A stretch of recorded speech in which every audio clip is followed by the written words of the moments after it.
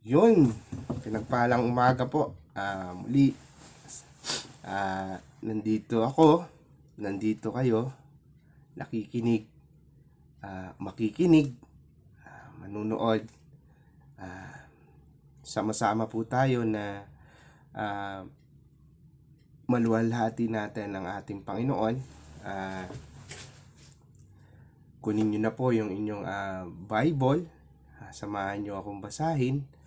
Ito ay mula sa Aklat ng Gawa, Kabanata 2, talata 1 hanggang 13. Pero bago po yun, maraming salamat sa pribilehiyo sa Panginoon na makapagbahagi muli ng kanyang salita.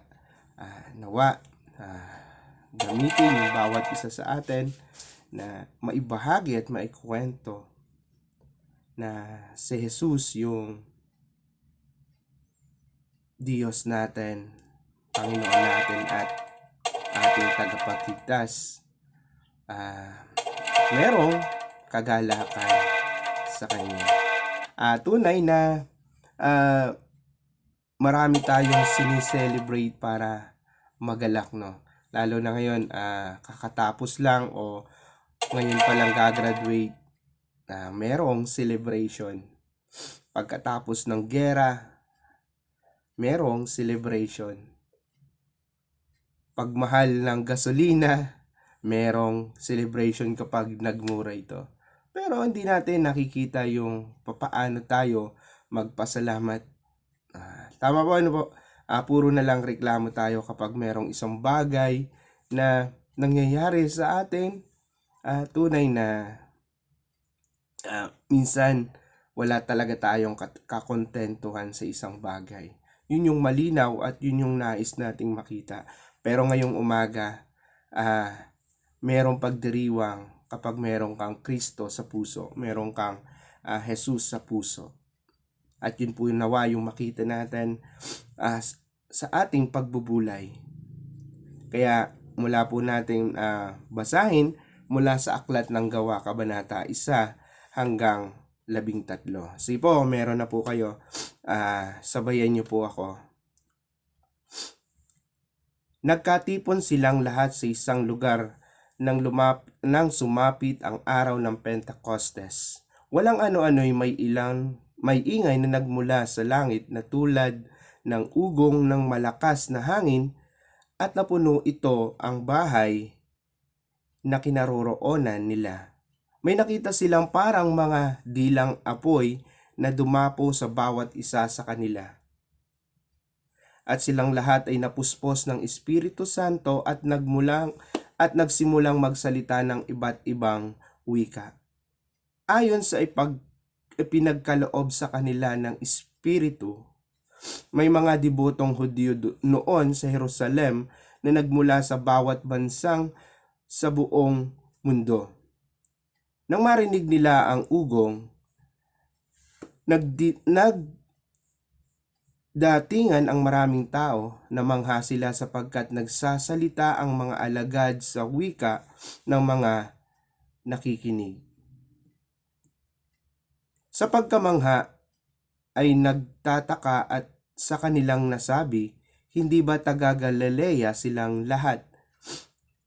Bakit sila nakapagsasalita sa ating wika? Tayo'y mga taga Parsya, Media, Elam, Mesopotamia, Judea, at Cappadocia, Porto at Asia.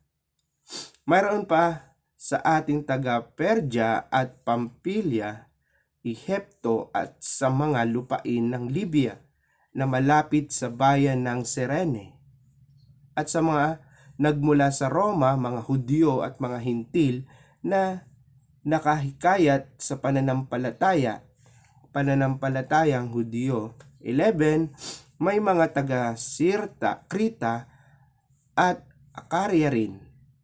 Arabia rin. Paano sila nakakapagsalita sa ating mga wika tungkol sa kamanghamanghang ginawa ng Diyos? 12. Hindi nila lubusang maunawaan ang nangyari kaya't nagtanungan sila. Ano ang kahulugan nito? Ngunit may ilang nagsabi ng pakutya, lasing lang ang mga iyan. Sige po, manalangin tayo ng saglit. Panginoon, maraming salamat. Ikaw ang Diyos na makapangyarihan sa lahat. Ikaw ang Diyos na pinagmumula ng karunungan. Panginoon, sa umagang ito, dalangin na buksan yung aming mga puso at isipan, Panginoon, lubos na maunawaan, lubos na maintindihan, Panginoon, tumanim sa aming puso at isipan, Panginoon, upang ito'y aming maipamuhay, Panginoon, at naaayon sa iyong kalooban, Panginoon. Dalangin ang bawat isa'y mapuspos ng iyong banal na Espiritu, Panginoon, na siyang magtuturo, Panginoon. Dalangin ang inyong lingkod, Panginoon, tanging iyong salita, tanging iyong kalooban, Panginoon, ang masambit, Panginoon, ng aking mga labi, Panginoon, maging encouragement, maging kalakasan, Panginoon, sa bawat nakakarinig at makita kung ano ang katotohanan ng iyong salita. Panginoon, maraming salamat to aking panalangin sa makapangyarihang pangalan ng Panginoon Jesucristo. Amen. Kaya, ano po ba yung nakita natin dito sa mga binasa po natin na talata? Una, wala nang sumpa dahil inalis na ng Diyos ang sumpa. Amen po ba doon? Wala nang sumpa dahil inalis na ng Diyos ang sumpa. Kaya sabi doon sa Genesis, ang Diyos ng katwiran, pag may pagre-rebelde, merong sumpa. Amen. Ang Diyos ay hindi konsentidor. At yon, nakita natin yon sa pagpapalaki ng ating mga magulang, na nandun yung kanilang ang tawag doon, pagtutuwid. At nakita natin dito yung ating Diyos ng katwiran, pag merong pagre-rebelde, merong sumpa. Ang Diyos ay hindi konsentidor. Amen. Kaya ito yung makita natin. Sabi pa ron, unang punto, nagkaroon ng paghihiwalay sa kanyang nagkaroon ng pagkahiwalay sa kanyang sarili. Sabi doon sa Genesis Kabanata 3, talata 7, nagkaroon nga sila ng pagkaunawa pagkatapos kumain. Noon nila lang nalaman na sila ay hubad. Kaya't kumuha sila ng mga dahon ng igos, pinagtagpi-tagpi nila ang mga ito at ginawang panakip sa katawan. Dahil sa kasalanan, nagkaroon tayo ng kahihiyan. Amen po ba? Pangalawang punto, dahil sa di pagkakasundo at pag-aaway dulot ng kasalanan. Sabi doon sa verse 11 sa Genesis po, nagtanong muli ang Diyos, sinong may sabi sa inyong hubad ka? Bakit? Kumain ka ba ng bungang ipinagbabawal ko? Verse 12, kasi pinakain po ako ng babaeng ibinigay ninyo sa akin, tugon ng lalaki. At ito ang bahagi ng sumpa ng Diyos. Kaya sa binasa natin na yun, dahil di pagkakasundo sa pag-aaway na dulot ng kasalanan, nakita natin dito na nandun pa rin yung Diyos na pilit tayong inaabot. Na tunay na nakita natin doon yung kabutihan ng Diyos na sa kabila ng ating pagkakasala, nandun pa rin siya para abutin tayo, para ibalik tayo. Kaya nasa atin na lang, meron tayong pamimili kung tayo ay muling babalik at magkakaroon ng isang matibay na relasyon sa Kanya. Dahil doon, sa binasa natin na yon, nakita rin natin yung kamanghamanghang pag-ibig ng Diyos. At ito yung bahagi ng sumpa ng Diyos. Mababasa natin yun sa Genesis Kabanata 4. Merong pag-aaway. Nakita natin doon sa kabanata na yon si Cain at si Abel. Tunay na makikita rin natin yon sa panahon natin ngayon na merong murder, no? Yan. Kahit noong una pa lang meron na po. Na merong pag-aaway. Sa Genesis Kabanata 11, mababasa natin doon yung lumawak yung pag-aaway ng tao. Ito yung kwento ng Tore ng Babel. Sabi doon sa Genesis 11:8, at ginawa ni Yahweh na ang mga tao ay magkawatak-watak sa buong daigdig, kaya natigil ang pagtatayo ng lungsod. Verse 9, Babel ang tinawag nila sa lungsod na iyon sapagkat dooy ginulo ni Yahweh ang wika ng mga tao. At mula roon, nagkawatak-watak ang mga tao sa buong daigdig dahil sa ginawa ni Yahweh. Amen. Tunay din na nagkakaroon ng yung partition, yung isang church dahil dun sa hindi pagkakasundo-sundo. Pero kung nandun yung paggabay ng banal na espiritu at nandun yung pagkakaisa ng isang local church, tunay na nandun yung encouragement sa bawat isa, malamang at sigurado na iisa yung kanilang nilalakaran. Kaya dun sa nabasa natin, dahil sa pagsuway merong pagkakawatak merong pagkakabahagi. Pangatlong punto, paghiwalay sa Diyos, paghiwalay ng Diyos sa tao. Kaya ano kaya po yun? Ito yung ang impyerno. Magkakaroon ng relasyon ang tao sa Diyos kapag nagtatrabaho kasama ang Diyos at magaan ang trabaho. Kaya gayon din sa mga kabataan sa kanilang pag-aaral at gayon din sa lahat ng bagay. Kapag meron kang relasyon sa Diyos, meron man tayong kakulangan, merong kagaanan sapagkat meron tayong Diyos na buhay na kasama. Meron tayong Kristo sa ating puso. Kaya yun yung kagandahan at kahalagahan ng pagkakaroon ng relasyon sa Diyos. Merong kagaanan sa lahat ng bagay, sa trabaho, sa pag-aaral, at sa lahat ng ating ginagawa. Kung paghihiwalay tayo o hihiwalay tayo sa Diyos, ay merong sumpa. Pero kapag nakipag-isa tayo sa Diyos, ay merong pagpapala. Saan po tayo? Kaya simula't simula pa lang, nandun na yung ang tawag doon, pagtutuwid ng mga mentor natin, yung mga naglilid sa atin, yung mga magulang natin. Kapag merong pagsuway, merong sumpa. Pero kung meron tayong pakikipag-isa sa Diyos, nandun yung pagpapala. Kung sa magulang natin, kung sa literal natin na pamumuhay bilang kabataan o bilang merong nakatatanda sa atin. Pero kung meron tayong relasyon sa kanila, meron tayong pagsunod, malamang merong pagpapala. Kaya ang pagsampalataya kay Jesus ay pagbabalik loob. Ulitin po natin, ang pagsampalataya o sumasampalataya kay Jesus, merong pagbabalik loob. Pangalawa, ang pangako ni Jesus. Sabi doon sa Genesis 12:1, sinabi ni Yahweh kay Abraham, linisanin mo ang iyong bayan, ang tahanan ng iyong ama at mga kamag-anak at pumunta ka sa bayang itinuturo ko. Verse 2, pararamihin ko ang iyong mga anak at apo at gagawin ko silang isang malaking bansa. Pagpapalain kita at gagawin kong dakila ang iyong pangalan at ikaw ay magiging pagpapala sa marami.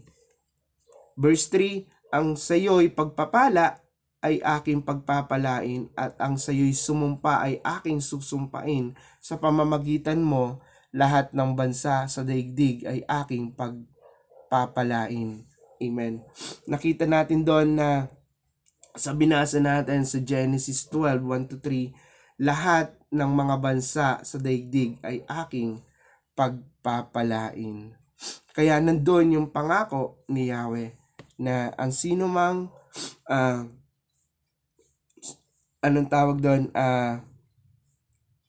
dun sa verse 3, ang sayo'y pagpapalay aking pagpapalain at ang sayo'y sumumpay aking susumpain.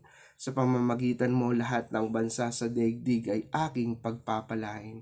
Ang ipinangako ng hari, isang kasabihan na hindi mababali. At yun yung kalimitan na nakikita natin at laging sinasabi ng mga magulang natin, ng mga nanay, tatay natin, na isa yung, ang tawag doon,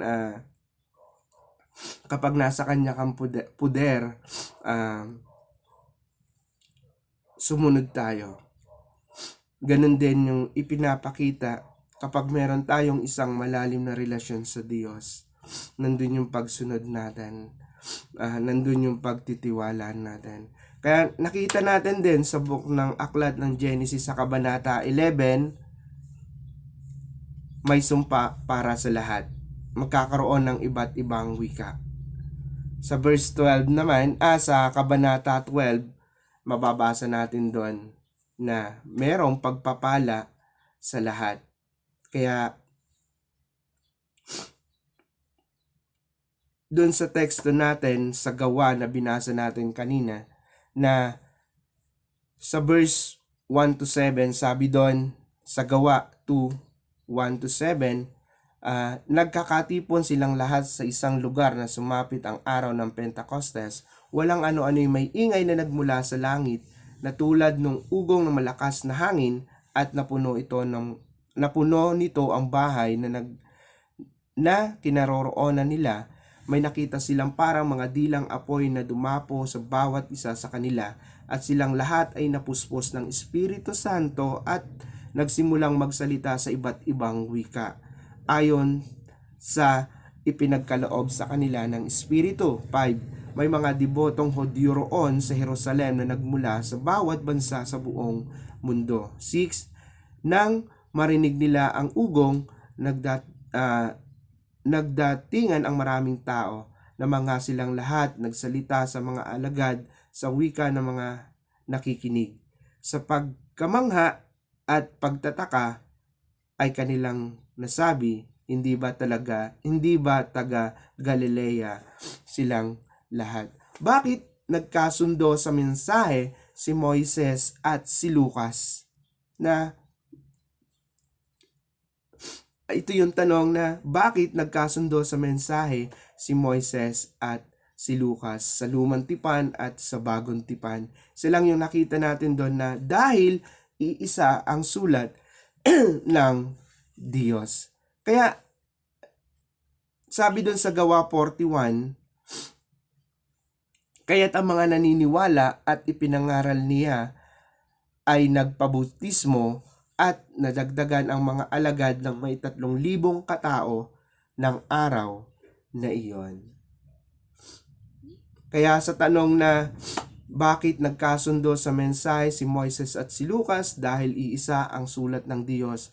Sabi sa verse 41 ng Gawa 2, Gawa Kabanata 2, talata 41, kaya't ang mga naniwala sa ipinangaral niya ay nagpabautismo at nadagdagan ng 3,000 na katao ng araw na iyon. At sabi naman po sa Kabanata Roma, Aklat ng Roma, Kabanata 5, talata 10, dati tayo'y mga kaaway ng Diyos, ngunit tinanggap na niya tayo bilang mga kaibigan sa pamamagitan ng pagkamatay ng kanyang anak. At dahil dito, tiyak na maliligtas tayo sapagkat si Kristo ay buhay. Verse 11, at hindi lamang iyan, tayo'y nagagalak dahil sa ginawa ng Diyos sa pamamagitan ng ating Panginoong Hesukristo, sapagkat dahil sa Kanya ay tinanggap tayo bilang kaibigan ng Diyos. Nakita natin doon, tiyak na maliligtas tayo sapagkat si Kristo ay buhay. Kaya ang mga sumasampalataya kay Hesukristo ay maliligtas. Kapag ikaw ay di maayos ang relasyon sa Diyos, tiyak na di maayos ang relasyon mo sa kapwa. Aminado po tayo doon na kapag hindi maayos ang relasyon sa Diyos, di rin maayos ang relasyon sa kapwa. Sabi sa Galatia 3:28, wala nang pagkakaiba ang Hudyo at Griego, ang alipin at ang malaya, ang lalaki, ang babae, kayong lahat ay iisa dahil sa inyong pakikipag-isa kay Kristo Jesus. Verse 29, at kung kayo'y kay Kristo, kayo'y mga anak ni Abraham na tagapagmana ng pangako ng Diyos. Sa Josue 23:14, malapit na akong pumanaw sa daigdig na ito, alam ninyo sa inyong puso't kaluluwa na tinupad ng Diyos ninyong si Yahweh ang bawat mabuting bagay na ipinangako niya sa inyo. Wala siyang hindi tinupad. Amen po ba? Tapat ang Diyos sa kanyang pangako. Siya yung Diyos na tapat sa kanyang pangako. Nawa sa pagbubulay natin, na bless po tayo. At para maipamuhay, maging pagpapala tayo kagaya ni Abraham. Naging pagpapala tayo sa iba. Kaya lahat ng tumanggap sa Panginoong Jesucristo, lahat ng sumampalataya, merong pagdiriwang. Kaya hanggang doon na lang po. God bless po. Maging pagpapala tayo sa bawat nakakasalamuha natin. Sapagkat ang Diyos ay tapat sa kanyang pangako. God bless po.